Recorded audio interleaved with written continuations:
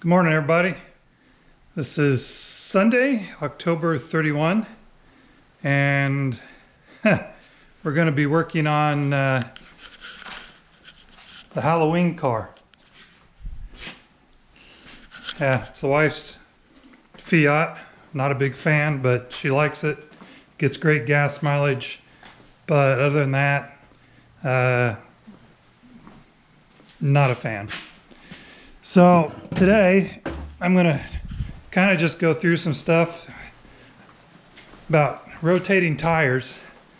I did an oil change every 10,000 miles. I rotate tires, and we're doing it on this car today. This can kind of go for all cars, in my opinion. I do rotating of tires every 10,000 miles.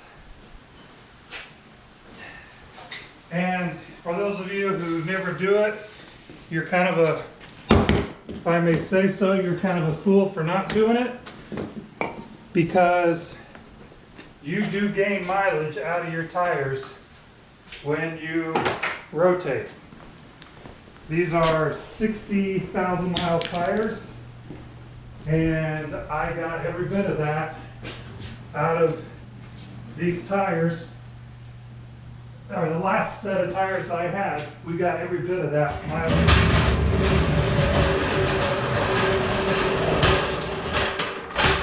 So, I am a believer in rotating tires. Now, so that's number one. Number two is keeping them aired up properly. I am a believer in that also. So I have an air compressor. So on this particular car,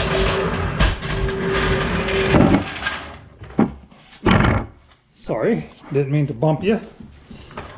I have two access points on it.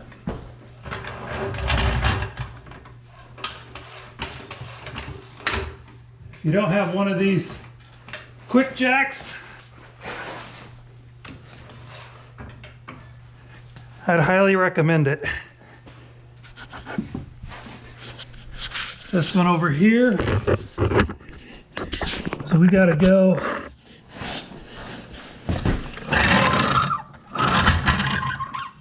right there.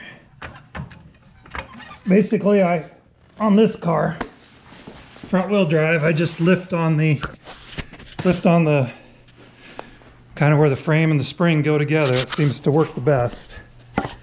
So we will go up with this side.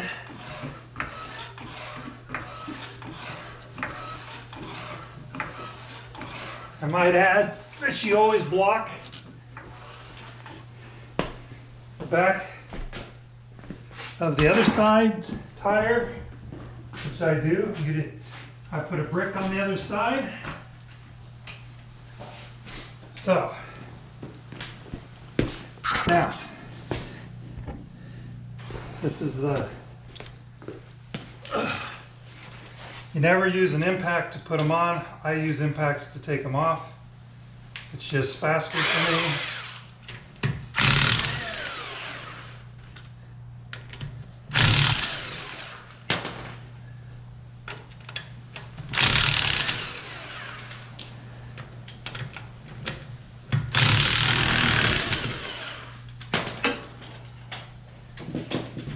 Pull the tire off.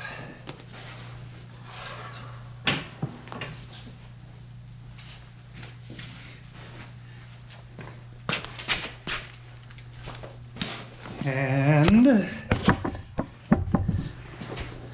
go to this side. Don't forget to put down your little cushions to kneel on, because if you don't, when you get to be my age, you'll wish you had.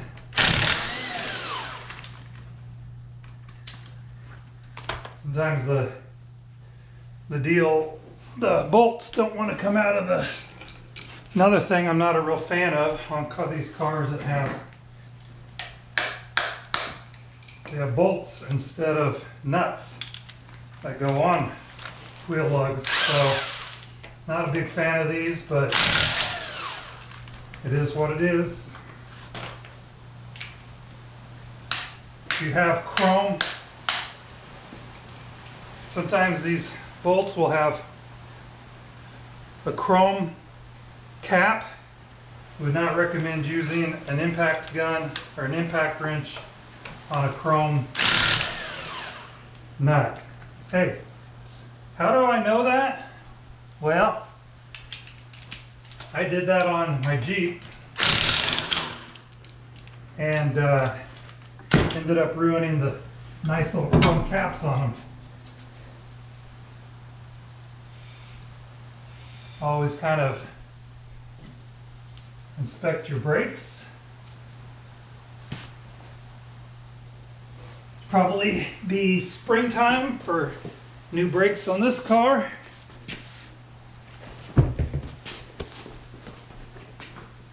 Also,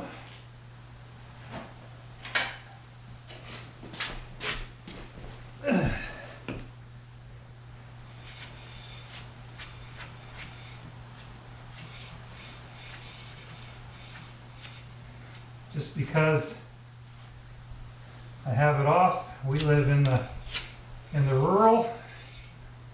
You get a lot of dust and stuff that builds up in here. Just kind of clean it off so there's no problem with the mounting of the tire.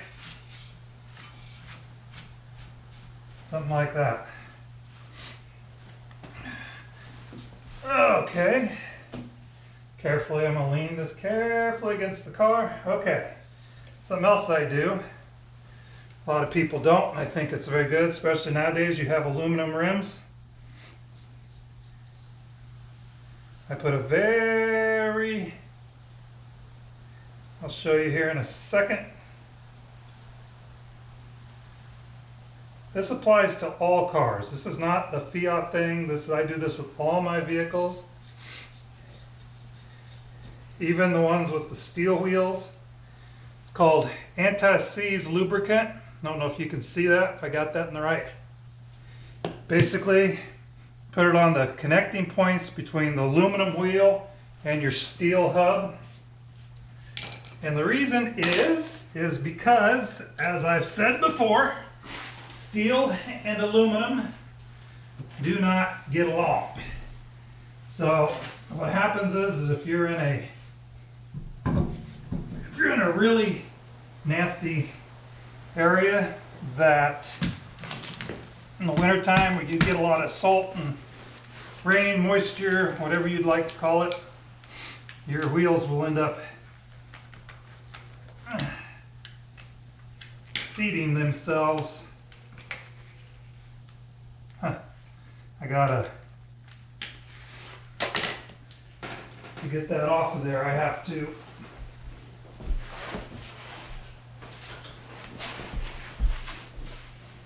there's a little pin that keeps your extensions or sockets in. This one's a little stiff in the spring, so you got to kind of push it and then it'll drop out. Like I said, I do not use the impact for all points and purposes. We're done with the impact. Put these in by hand.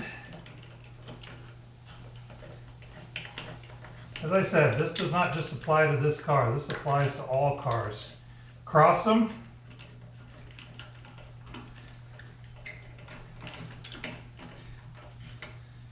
It's tight. That's tight. And once I do that, kind of do that to make sure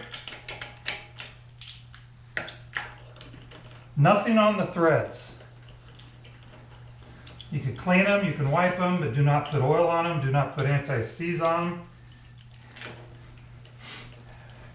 From what I've read in the manuals and stuff, they tell you not to do that also. It can change your torque.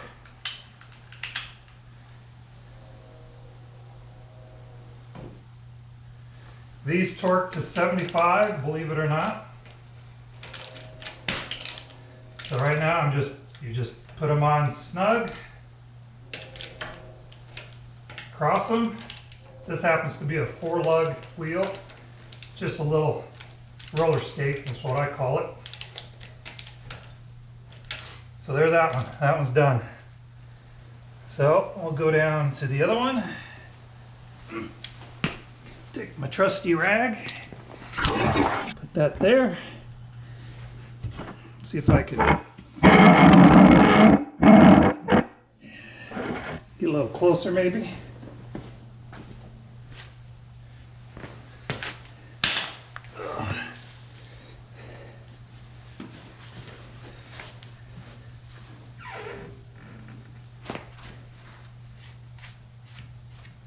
So it's not too as dirty. This is a front-wheel drive vehicle.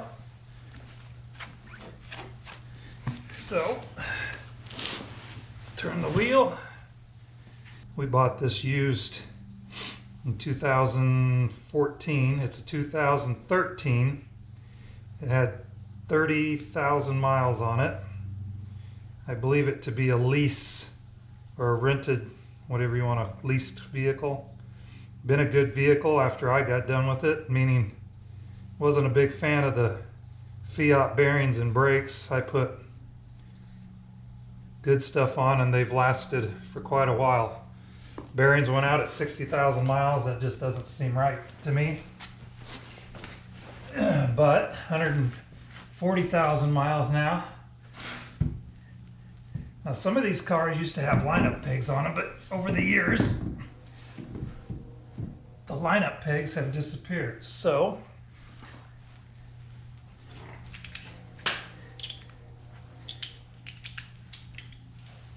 and that's off. That looks to be on.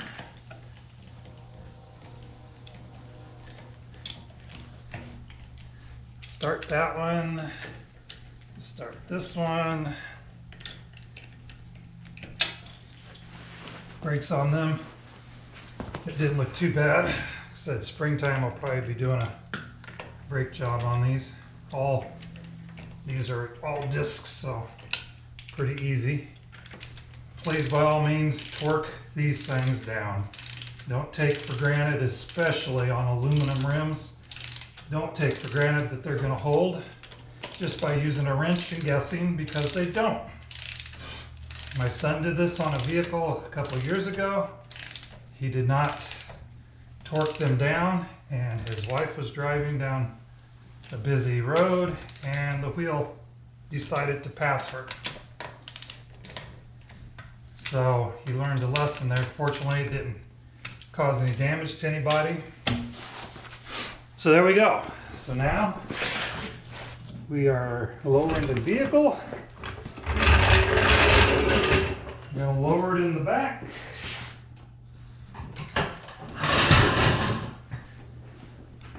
Come back up here and we will make sure after all the messing around that we're still at 75.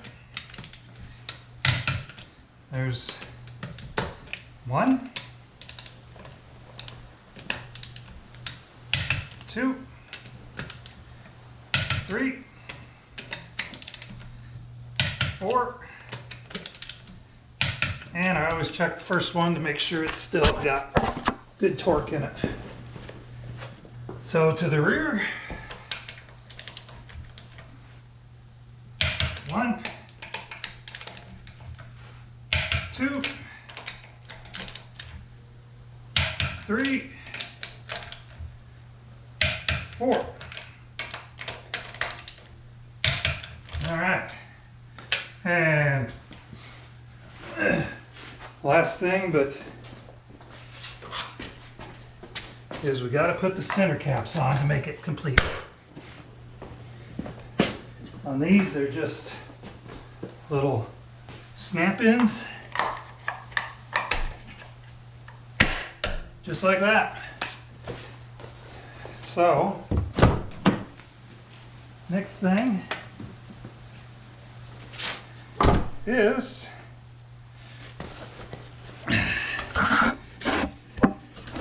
we write it in the book.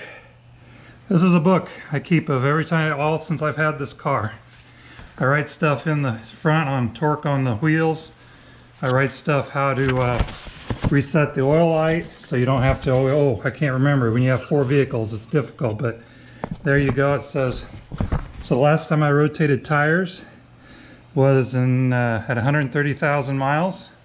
We're just at 141,000 miles, and we're rotating them again at 10,000 miles. So these cars will tell you, so they say, these cars will tell you supposedly when they need their oil changed. The car just kind of senses, I guess, the dirtiness of it. Okay, I tend to not wait till that. I tend to write my mileage down on a sticker, and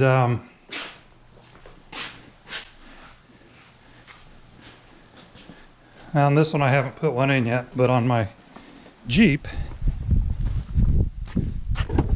I changed oil a while back. I put a sticker up there on my garage door opener. It tells me when I need an oil change. Actually, I messed up. I did just change the oil in the Jeep, so I do need to put a new sticker on it. So anyway, you don't want to forget to loosen it all the way off. I will leave this out here because when the wife brings this car back tomorrow after she works, I will retorque the wheels, which is also in the manuals on things that you should do. So we'll leave the torque wrench up. If you want to know, I use a Snap-on torque wrench. I got them off eBay. I kind of like Snap-on. I don't have a ton of Snap-on tools, but I kind of had good reviews on their torque wrenches. I've never had a problem with it. So we'll leave that here with the extensions and stuff for tomorrow. And so there you have it. I guess that's it. So if you like these videos, please subscribe, give me a thumbs up, tell your friends and family, and I'll see you on the next one. Thank you. Bye.